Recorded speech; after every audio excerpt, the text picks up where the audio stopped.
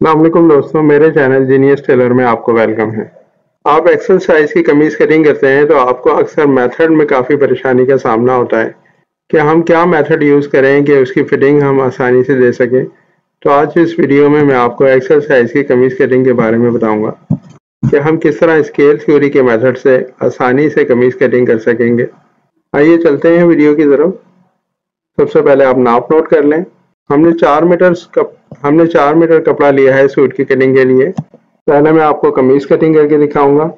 हमने 13.5 इंच पर कपड़े को फोल्ड करके बिछाया है क्योंकि 25.5 हमने दामन कटिंग करना है कमीज का, तो उसके हाफ में हमने 1 इंच प्लस करके कपड़े को फोल्ड किया है 13.5 इंच पे। पहले स्केल से टॉप पर एक स्ट्रेट लाइन लगा लें जहां से हमारी मार्किंग शुरू होगी।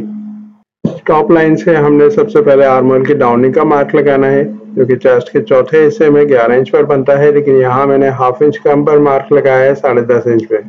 उसके बाद कमर का मार्क लगाया है 17 इंच पे। तो शोल्डर में 1 इंच कम करके भी आप लगा सकते हैं। 18 शोल्डर है तो उसमें 1 इंच कम करें 17 इंच।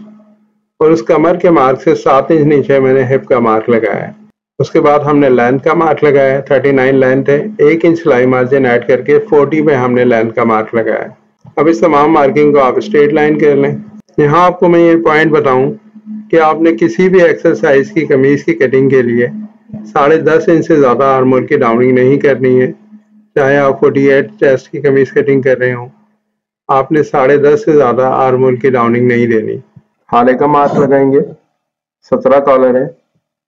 कॉलर के छठे हिस्से में हम ये मार्क लगाएंगे जो बनता है 3 इंच में 1 पॉइंट का। आपने स्क्वायर में मार्क लगाना है और हाले को ड्राइंग कर देंगे। ये एक फिक्स हाले का मेथड बताया मैंने आपको कि इसमें आपको ज्यादा काट छांट नहीं करनी पड़ेगी। अब हम शोल्डर का मार्क लगाएंगे। 18 इंच शोल्डर है तो 2 पॉइंट कम पर 9.25 इंच पे मैंने मार्क लगाया। स्ट्रेट लाइन कर लें। स्क्वायर लाइन करनी है हमने। अब यहाँ से हम शोल्डर की डाउनिंग का मार्क लगाएंगे। आमतौर पर हम चेस्ट के 16वें हिस्से में शोल्डर की डाउनिंग का मार्क लगाते हैं। एक्सरसाइज में शोल्डर कम होते हैं तो यहाँ पर हम 16वें हिस्से में 2 पॉइंट कम पर 2.5 इंच पर यह मार्क लगाएंगे। अब आर्म होल की शेप के लिए आप तख्ती का मार्क लगा लें। चेस्ट के चौथे हिस्से में 1 इंच कम पर यह मार्क लगेगा। चौथा हिस्सा बनता है 11 इंच, तो उसमें 1 इंच कम पर आप 10 इंच पे ये मार्क लगाएं। शोल्डर की डाउनिंग को क्रॉस लाइन कर लें। हम आर्म होल को शेप देंगे। आपने जितना मार्क बाहर आया है तख्ती का, इतना ही एक एंगल बनाकर शेप देना है। आप देख सकते हैं मैं किस तरह शेप दे रहा हूँ। अक्सर कंप्लेन होती है कि एक्सेल साइज की तख्ती या तो टाइट हो जाती है या बहुत लूज हो जाती है। तो आपको जो मेथड बता रहा हूँ आप इस तरह मार्किंग करेंगे तो कभी भी आपको कोई कंप्लेन नहीं आएगी। अब हम फिटिंग के मार्क लगाएंगे। 45 पेट है तो फ्रंट के लिए हमने 45 का हाफ करके 3 इंच ऐड करना है, तो ये 25.5 इंच की लूजिंग फ्रंट के लिए होगी। तो 25.5 के हाफ में मैं 13.25 इंच पे यहाँ मार्क लगाऊंगा 200 सिलाई मार्जिन के लिए। इसी तरह हमने हिप पे मार्किंग करनी है।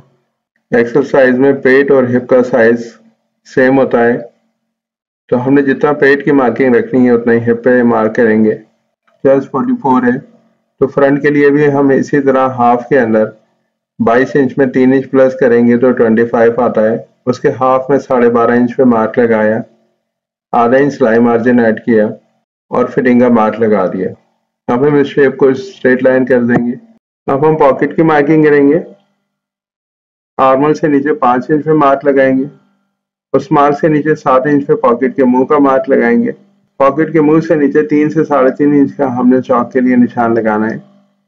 अब ये चेक कर लें कि हमारे चौक की लेंथ 14 इंच से कम ना हो। अब हम दामन की मार्किंग करेंगे। 5 इंच पे मार्क लगेगा, दूसरा मार्क 2.5 इंच पे। इसी तरह चौक की तरफ से भी हमने 5 इंच पे मार्क लगाया और 2.5 इंच पे एक मार्क लगाया। अब 2.5 से 2.5 इंच के मार्क को हमने क्रॉस लाइन किया। अब 5 इंच के मार्क से हमने ड्राइंग करनी है। इस गोलाई को हमने इस क्रॉस लाइन के साथ मैच करते हुए दूसरा जो पॉइंट है 5 इंच का वहां पर मैच करना है। ये बहुत आसान तरीका मैं आपको बता रहा हूँ कि एक प्रोफेशनल स्टाइल में आप गोलाई ड्राइंग कर लेंगे। एक्सरसाइज कभी इसकी कटिंग की तरह कंप्लीट हो गई है। अब मैं इसकी कटिंग करके आपको दिखा देता हूँ। अगर आपने अब तक जीनियस टेलर को सब्सक्राइब नहीं किया है तो आप मेरे चैनल को सब्सक्राइब कर लें। यहाँ हम बताते हैं एल स्केल मेथड से कटिंग करने के आसान तरीके।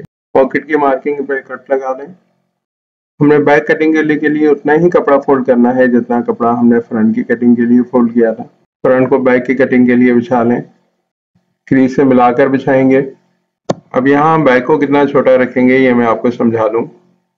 हमने एक्सल साइज कमीज में बैक को फ्रंट से 1.5 या 1.25 इंच छोटा रखना है। स्ट्रेट लाइन लगा लें और इस लाइन से हमने शोल्डर की मार्किंग करनी है। 18 शोल्डर है, आधा इंच प्लस करके 9.5 इंच पे मार्क लगाया। स्ट्रेट लाइन कर लें। आर्मोल के हाफ से हमने बैक के आर्मोल को शेप देना है। अब हम बैक की कटिंग कर देंगे। साइड को आपने उसी शेप में कटिंग करना है जिस शेप में हमने फ्रंट को कटिंग किया है।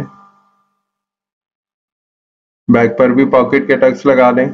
अब यहाँ हम फ्रंट के आर्मोल को नाप लेंगे और उसमें मिलाकर बैक के आर्मोल को नापेंगे। तो जो टोटल साइज आता है उसमें 2.5 इंच प्लस करके हमने एक्सल साइज कमीज की स्लीव्स कटिंग करनी है।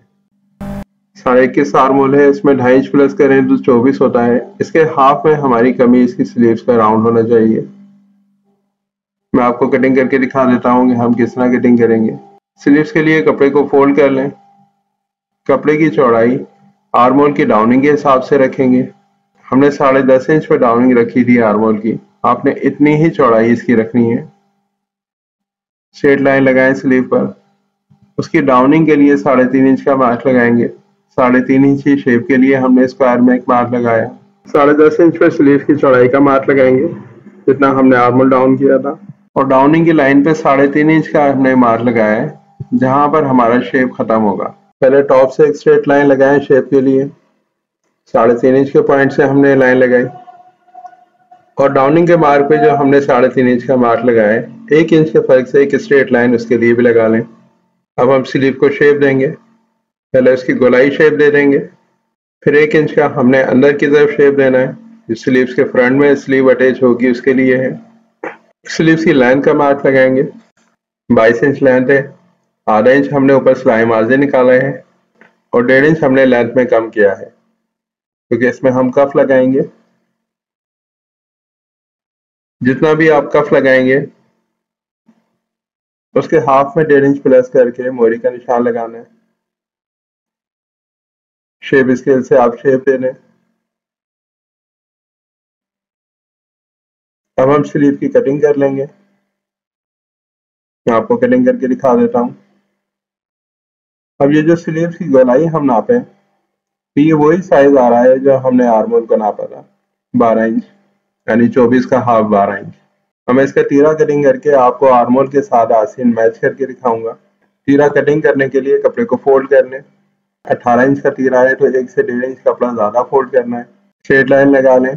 तीरे की चौड़ाई आपने सीने के 8वें हिस्से पे देनी है। जो 8वां हिस्सा 5.25 इंच बनता है, 5.25 इंच पे हमने लाइन लगा दी। 18 इंच का तीरा है, आधा इंच हमने प्लस करके लाइन लगा दी तीरे की लेंथ की। तीरे की डाउनिंग के लिए चेस्ट के 24वें हिस्से पे मार्क लगाएंगे जो बनेगा 1.25 इंच। इतना ही हमने हाले की डाउनिंग का भी मार्क लगाना है। 1.25 इंच पे आप स्ट्रेट लाइन लगा दें। हमने जो फ्रंट में हाला रखा था 3 इंच पे एक पॉइंट कम, उसमें आधा इंच प्लस करके हमने हाले की चौड़ाई का मार्क लगाना है। तीरे की डाउनिंग की क्रॉस लाइन लगा दें। हाले को शेप दे दें और शोल्डर की तरफ से हमने आधा इंच बाहर की तरफ निकाल कर शेप देना है। अब मैं तीरे को रखकर दिखा देता हूँ।